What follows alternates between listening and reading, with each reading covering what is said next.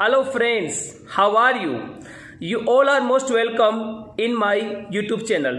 आप सभी का मेरे YouTube चैनल में बहुत बहुत स्वागत है. First of all, I would like to thanks all of you for appreciating my previous video and like and share and your kind cooperation and good wishes. आप सभी मुझे कोऑपरेट कर रहे हैं, इसके लिए थैंक्स अ लॉट. जैसा कि आपको पता है कि मेरा जो YouTube चैनल है इसका एक ही मेन पर्पज है कि आपकी इंग्लिश को अच्छी करना. During this lockdown it's my biggest motive. I want to make you perfect English language and I want to see you as a perfect English speaker. You will able to speak English fluently. This is my biggest purpose and motive. मैं चाहता हूं कि आप अच्छी English बोलें और अगर आप इस चैनल पे बिल्कुल नए हैं तो मेरे चैनल को सब्सक्राइब करें, लाइक करें और शेयर करें ताकि आपको घर बैठे इस लॉकडाउन के दौरान घर बैठे इंग्लिश बोलने का एक अच्छा एनवायरनमेंट मिल सके. I will provide a better environment for all of you. आज का जो हमारा टॉपिक है बहुत ही इंपॉर्टेंट टॉपिक है. आज हम टॉपिक पर डिस्कस करने जा रहे हैं. आज का हमारा टॉपिक है वो है टेंस. टेंस को लेकर काफ़ी जो स्टूडेंट हैं उनके अंदर टेंशन है. बहुत सारे स्टूडेंट के अंदर टेंशन रहता है. बहुत सारे स्टूडेंट कहते हैं यार टेंस समझ में नहीं आते. आज का जो हमारा टॉपिक है उन स्टूडेंट के लिए है जिनके लिए टेंस एक हेडेक बना हुआ है, एक टेंशन बना हुआ है. उन सारे बच्चों के लिए आज का टॉपिक में लेके आया हूँ. और जैसा कि आपको पता है कि टेंस एक फर्स्ट स्टेप है, एक बेसिक टॉपिक है उन सारे बच्चों के लिए जो इंग्लिश को जीरो लेवल से स्टार्ट करना चाहते हैं, जिनको इंग्लिश बिल्कुल नहीं आती है. उन सारे बच्चों को मैं आज ये टॉपिक पढ़ाने जा रहा हूँ, टेंस. तो हम स्टार्ट करते हैं. Let's start, here we go. Topic का नाम है टेंस. तो पहले हम बात करते हैं टेंस क्या है. What is tense? What is tense? तो मैं आपको कहना चाहूँगा टेंस को हम हिंदी में कह सकते हैं काल. अगर इसकी डेफिनेशन की बात करें तो tense is the form of a verb which expresses the time of an action. Tense is the form of a verb which expresses the time of an action. कि टेंस द्वारा किसी क्रिया के समय का ज्ञान होता है कि जो काम हो चुका है या हो रहा है या होने वाला है वो टेंस है. टेंस को हम कहते हैं काल. इस टेंस को मुख्य रूप से 3 भागों में बांटा गया है. अगर हम कोई भी इंग्लिश में बात करते हैं वो 3 प्रकार से कर सकते हैं. या तो हम बात करते हैं प्रेजेंट की, या हम बात करते हैं पास्ट की, या हम बात करते हैं फ्यूचर की. हम किसी भी लैंग्वेज में बात करते हैं तो इस 3 काल में ही करते हैं. ये प्रेजेंट में बात करेंगे, या पास्ट में बात करेंगे, या फ्यूचर में बात करेंगे. इन तीनों के अलावा हम कोई बात नहीं करते हैं. तो टेंस के अंदर टाइम का और एक्शन का आभास होता है कि टाइम और एक्शन क्रिया जो होता है उसके बारे में हमें पता चलता है. तो मैं बताना चाहूँगा टेंस मुख्य रूप से 3 प्रकार के होते हैं. प्रेजेंट टेंस, पास्ट टेंस और फ्यूचर टेंस. अगर हम हिंदी में कहें तो प्रेजेंट टेंस को कहते हैं वर्तमान काल, पास्ट टेंस को कहते हैं भूतकाल और फ्यूचर टेंस को कहते हैं भविष्य काल. अगर जो वर्तमान की जो बात होती है वो प्रेजेंट टेंस में आती है. जो बीत गया है, जो पिछली बातें होती है वो पास्ट टेंस में होती है. और जो आने वाला है वो हम कहते हैं फ्यूचर टेंस में. तो प्रेजेंट टेंस, पास्ट टेंस और फ्यूचर टेंस, इन तीनों टेंस को भी हमने 4 भागों में बांटा है.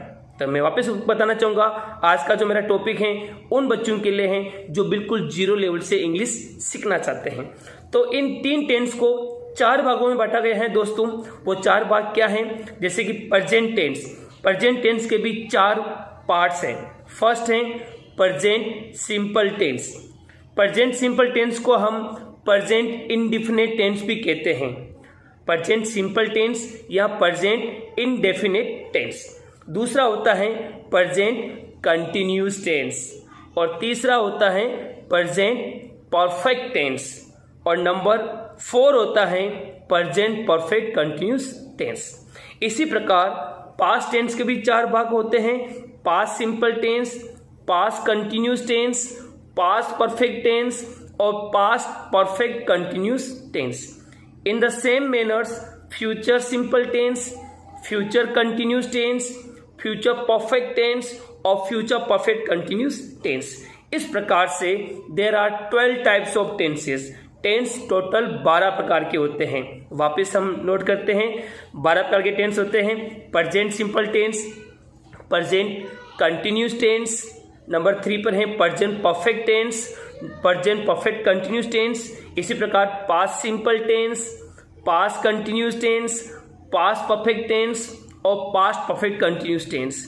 इन the same manners future simple tense, future continuous tense, future perfect tense और फ्यूचर परफेक्ट कंटिन्यूस टेंस। तो सबसे पहले आज हम सीखने जा रहे हैं present simple tense. Present simple tense को हम अच्छी तरह समझते हैं और प्रेजेंट सिंपल टेंस को प्रेजेंट इंडेफिनिट टेंस भी कहते हैं। तो हो जाइए तैयार प्रेजेंट सिंपल टेंस को समझने के लिए। और वो सारे बच्चे तैयार हो जाइए जिनको इंग्लिश बिल्कुल नहीं आती है, जो 0 लेवल से इंग्लिश सीखना चाहते हैं, जिनके लिए टेंस एक टेंशन बना हुआ है।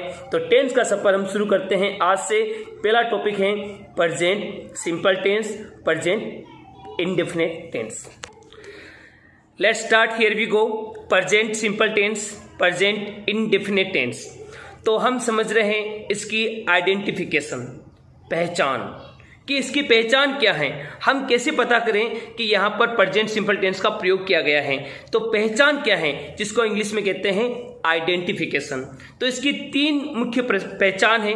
तो पहली जो पहचान है, फर्स्ट आइडेंटिफिकेशन है, वो है मेन वर्ब। अगर हम बात करें फर्स्ट, वो है मेन वर्ब, मुख्य क्रिया, कि इस टेंस में मेन वर्ब की फर्स्ट फॉर्म का प्रयोग करते हैं। आपको पता है ना वर्ब के बारे में, first form, second form, third form.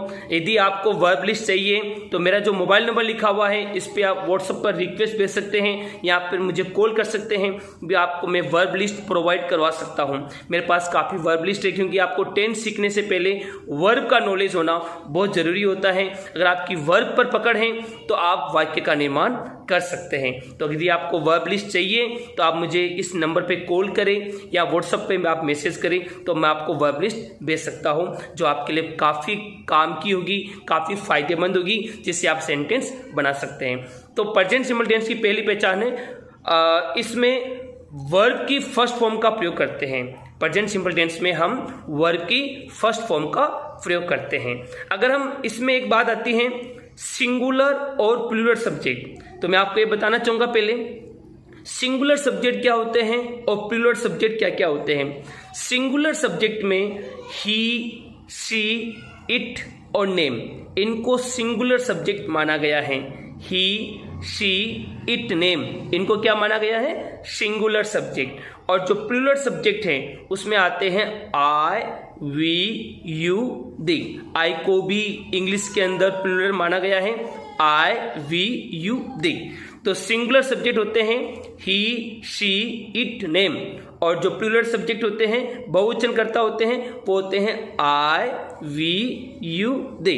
तो इसमें प्रेजेंट सिंपल टेंस में वर्ब के फर्स्ट फॉर्म का प्रयोग करते हैं, लेकिन यहाँ पर एक नियम आता है, सिंगुलर सब्जेक्ट होने पर, यदि सिंगुलर सब्जेक्ट हैं ही, शी, इट, नेम, इनका ये सब्जेक्ट हैं, तो वर्ब के साथ हम एस या ई एस का प्रयोग करते हैं।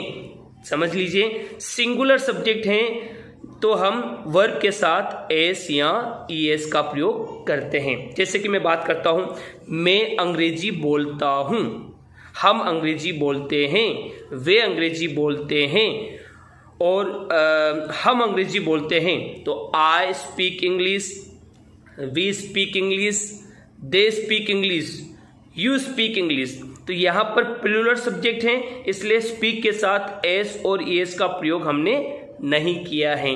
लेकिन अगर मैं कहूँ वह अंग्रेजी बोलता है, तो ही स्पीक्स इंग्लिश, तो यहाँ पर ही क्या हो गया, सिंगुलर सब्जेक्ट है।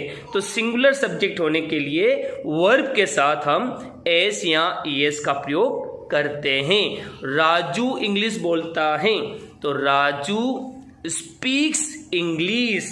ओके, तो यहाँ सिंगुलर सब्जेक्ट होने पर हम वर्ब के साथ एस या एस लगाते हैं। तो पहली पहचान, इस प्रेजेंट सिंपल टेंस की पहली पहचान क्या है कि इसके अंदर हम वर्ब की फर्स्ट फॉर्म का प्रयोग करते हैं और इसी में सिंगुलर सब्जेक्ट यदि हैं तो हम वर्ब के साथ एस या ई एस का प्रयोग करते हैं।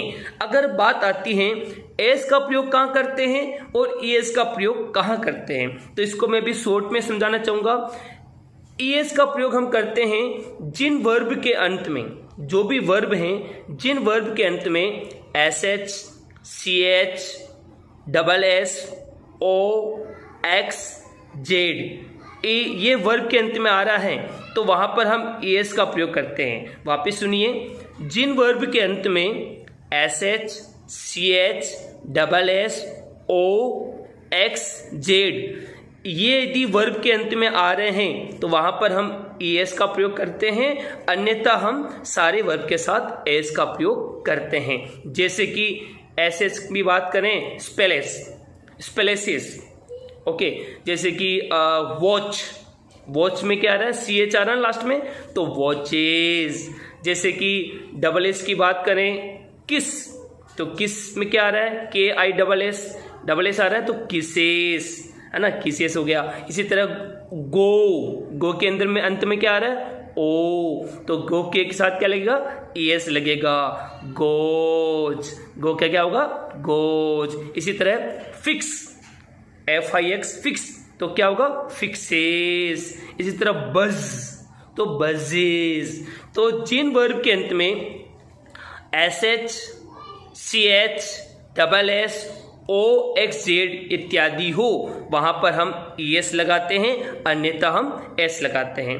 तो प्रेजेंट सिंपल टेंस की दूसरी पहचान क्या है, तो पहली पहचान समझ में आ गई।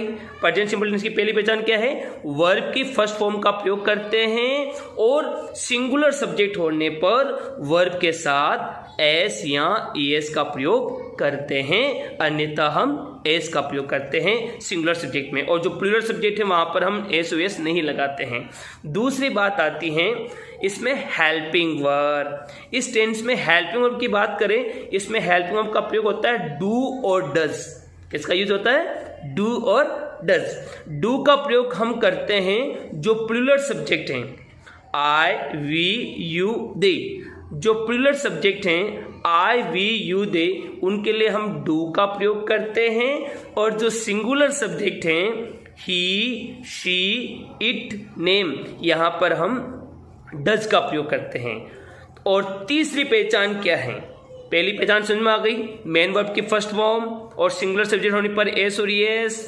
दूसरी पहचान क्या है, दूसरी पहचान है कि हेल्पिंग वर्ब। हेल्पिंग वर्ब किसके क्या प्रयोग करते हैं, डू और डज। डू का प्रयोग कहाँ करेंगे, प्लूरल सब्जेक्ट के लिए। डज का प्रयोग कहाँ करेंगे, सिंगुलर सब्जेक्ट के लिए।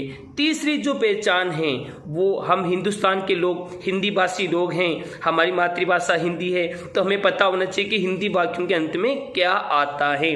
तो तीसरी पहचान है हिंदी वाक्यों के अंत में ता हैं, ती हैं और ते हैं, इनका प्रयोग होता है। जैसे कि मैं रोज सुबह जल्दी उठता हूँ, वह प्रत्येक सोमवार को व्रत रखती हैं, सूर्य पूरब में उगता है, और जैसे कि पक्षी आकाश में उड़ते हैं। तो जिन वाक्य के अंत में ता हैं, ती हैं और ते हैं इत्यादि का प्रयोग होता है, उसका वाक्य निर्माण जो है वो प्रेजेंट सिंपल टेंस के अनुसार होता है। तो हमने सीखा आइडेंटिफिकेशन। हमने क्या सीखा, आइडेंटिफिकेशन, पहचान।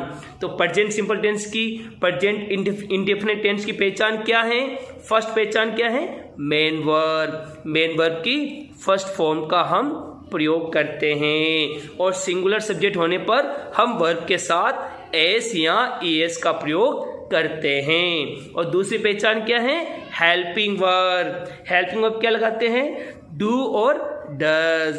डू का प्रयोग कहाँ करेंगे, डू का प्रयोग हम करेंगे प्लूरल सब्जेक्ट के लिए, आई, वी, यू, दे। और डज का प्रयोग कहाँ करेंगे, सिंगुलर सब्जेक्ट के लिए, ही, she, it, name.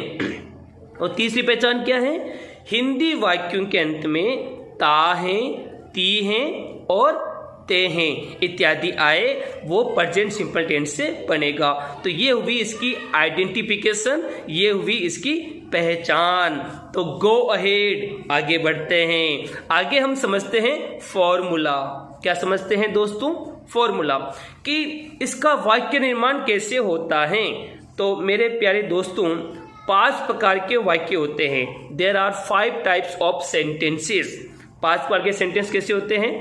Affirmative, negative, interrogative, interrogative negative और WH वर्ड्स। तो ये 5 प्रकार के वाक्य होते हैं। इन 5 प्रकार का वाक्य निर्माण को हम समझते हैं। तो प्रेजेंट सिंपल टेंस में जो फॉर्मूला है affirmative, negative, interrogative, interrogative negative और WH वर्ड्स, इनका फॉर्मूला क्या है? तो सबसे पहले हम समझते हैं अफर्मेटिव, जिसको हिंदी में कहते हैं सकारात्मक वाक्य। अफर्मेटिव का फॉर्मूला होता है सब्जेक्ट, उसके बाद वर्ब की फर्स्ट फॉर्म और फिर ऑब्जेक्ट। ध्यान देना, सिंगुलर है तो एस ओ एस लग जाएगा। ओके, तो अफर्मेटिव सेंटेंस का वाक्य निर्माण कैसे होगा? सबसे पहले आएगा सब्जेक्ट, उसके बाद वर्ब की फर्स्ट फॉर्म और ऑब्जेक्ट। ये होगा अफर्मेटिव सेंटेंस। नेगेटिव सेंटेंस का फॉर्मूला क्या है? सब्जेक्ट, उसके बाद डू, डज और उसके बाद नॉट और फिर वर्ब की फर्स्ट फॉर्म और फिर ऑब्जेक्ट। यदि सब्जेक्ट सिंगुलर है तो आपको पता है डज आएगा, और प्लूरल है तो प्लूरल का उपयोग हुआ तो डू का प्रयोग हम करते हैं। इंट्रोगेटिव सेंटेंस का वाक्य निर्माण कैसे होता है? इंट्रोगेटिव सेंटेंस में पहले आएगा डू डज, उसके बाद आएगा सब्जेक्ट, फिर वर्ब की फर्स्ट फॉर्म और फिर ऑब्जेक्ट और फिर क्वेश्चन मार्क। इसका हम यूज करते हैं। इंट्रोगेटिव नेगेटिव सेंटेंस का वाक्य निर्माण कैसे होगा? पहले वही डू डज आएगा, उसके बाद सब्जेक्ट, फिर नॉट, फिर वर्ब की फर्स्ट फॉर्म और फिर ऑब्जेक्ट और क्वेश्चन मार्क। अगर हम बात करें WH वर्ड, WH वर्ड का वाक्य निर्माण कैसे होता है?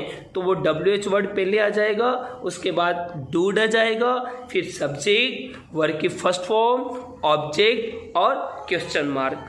ये फॉर्मूला है प्रेजेंट सिंपल टेंस का। अब हम समझते हैं एग्जाम्पल। एग्जाम्पल के द्वारा हम समझते हैं कि वाक्य निर्माण कैसे होता है। जैसे एग्जाम्पल है, वे शतरंज खेलते हैं। वे शतरंज खेलते हैं तो क्या होगा? दे प्ले चेस। अफर्मेटिव वाक्य होगा ना। दे क्या हो गया? सब्जेक्ट। प्ले क्या हो गया? वर्ब की फर्स्ट फॉर्म। और चेस क्या हो गया? ऑब्जेक्ट। तो दे प्ले चेस। नेगेटिव क्या होगा दोस्तों? They do not play chess. वे शतरंज नहीं खेलते हैं। अगर हम इंट्रोगेटिव की बात करें, क्या वे शतरंज खेलते हैं? तो डू दे प्ले चेस और क्वेश्चन मार्क लगेगा। डू दे प्ले चेस, क्या वे शतरंज खेलते हैं? और क्या वे शतरंज नहीं खेलते हैं? तो do they not play chess. अगर हम WH वर्ड की बात करें कि वे शतरंज कितनी बजे खेलते हैं, तो इसका वाक्य निर्माण होता है what time. What time do they play chess. Okay, इसी तरह एक और एग्जाम्पल हम समझते हैं दोस्तों। वह गाना गाती हैं। वह गाना गाती हैं तो यहाँ पर सब्जेक्ट क्या हुआ? शी। ओके, शी क्या हुआ? सब्जेक्ट। अगर शी क्या है? वो सिंगुलर है, तो सिंगुलर होने के तौर पर वर्ब के साथ क्या लगाएंगे? एस और एस का प्रयोग करेंगे। अब सिंग में क्या आ रहा है? जी आ रहा है तो एस ही लगेगा। तो शी सिंग्स अ सॉन्ग। वह एक गाना गाती हैं। वह एक गाना नहीं गाती हैं तो she does not sing a song. और डज आ गया तो फिर सिंग के साथ जो एस है उसका प्रयोग हम नहीं करते हैं। अगर हम इंट्रोगेटिव की बात करें, क्या वह गाना गाती हैं? Does she sing a song. Okay, क्या वह गाना गाती हैं? Does she sing a song. अगर हम बात करें क्या वह गाना नहीं गाती हैं, तो does she not sing a song. Does she not sing a song. अगर हम बात करें WH वर्ड की कि वह गाना क्यों गाती हैं, वह गाना क्यों गाती हैं, तो इसका वाक्य निर्माण होता है why does she sing a song. तो ये प्रेजेंट सिंपल टेंस के मैंने को बारे में बताया है। इसके मैं एग्जाम्पल आपको देने चाहूँगा, बहुत सारे एग्जाम्पल, बहुत सारे जो एग्जाम्पल आप घर बैठे करेंगे। जैसे कि मैं रोज़ सुबह जल्दी उठता हूँ, इसका इंग्लिश क्या होगी, सब्जेक्ट क्या है, आई, रोज, आई ऑलवेज, उठना, get up, I always get up early in the morning. अगर हम जैसे कि वाक्य हैं, वह कभी कभार अखबार पढ़ती हैं, इंग्लिश क्या होगी, सी कभी कभार को इंग्लिश में क्या कहते हैं, समटाइम्स। तो शी समटाइम्स रीड्स न्यूज़पेपर, वह कभी कभार अखबार पढ़ती हैं, शी समटाइम्स रीड्स न्यूज़पेपर। तो इसका नेगेटिव इंटरोगेटिव आप बनाएंगे। तो ऐसे बहुत सारे एग्जाम्पल हैं, मैं चाहूँगा कि उनकी इंग्लिश आप बना के मुझे भेजें, क्योंकि अगर सारी इंग्लिश मैं ही बना दूंगा तो आप क्या करेंगे, क्योंकि इंग्लिश तो आपको सीखनी है ना बच्चों, तो आपको सीखनी है। तो मेरे जो ये बहुत सारे जो एग्जाम्पल मैं आपको देने जा रहा हूँ, उन सारे एग्जाम्पल की इंग्लिश ट्रांसलेट करके आप मेरे व्हाट्सअप नंबर पर सेंड कर सकते हैं, या फिर मुझे कमेंट्स बॉक्स में लिख सकते हैं, और मैं चेक करूँगा और आपको मैं वापस रिप्लाई करूँगा कि आपने सही किया है या गलत किया है। तो आज का हमारा प्रेजेंट सिंपल टेंस का सफ़र पूरा हुआ है। मुझे उम्मीद है कि आपको ये वीडियो बहुत पसंद आया होगा। ये टेंस का फर्स्ट पार्ट है, और अगला जो पार्ट है वो बहुत जल्दी आने वाला है, उसमें मैं आपको पढ़ाने जाऊँगा प्रेजेंट कंटिन्यूस टेंस के बारे में। आगे आपको वेट करें, प्रेजेंट कंटिन्यूस टेंस मेरा अगला वीडियो है, जस्ट वेट। अगर आपने मेरा वीडियो को सब्सक्राइब नहीं किया है तो सब्सक्राइब करें और शेयर करें, ताकि घर बैठे हुए काफ़ी हमारे देश के बच्चों को घर बैठे बेसिक इंग्लिश सीखने को मिल सके। और जो मेरा जो ये सेंटेंस मैं आपको भेज रहा हूँ, जो मैं आपको आप मेरे स्क्रीन पे सेंटेंस दिख रहे हैं, इसका इंग्लिश ट्रांसलेट करके आप मुझे मेरे जो नंबर हैं उसके व्हाट्सएप पे आप भेजें और मुझे कमेंट्स बॉक्स में भेजें। और please like, share and subscribe my YouTube channel. Keep watching my video. Thanks a lot. Bye bye, and wait for my next video. Bye bye. Thanks a lot.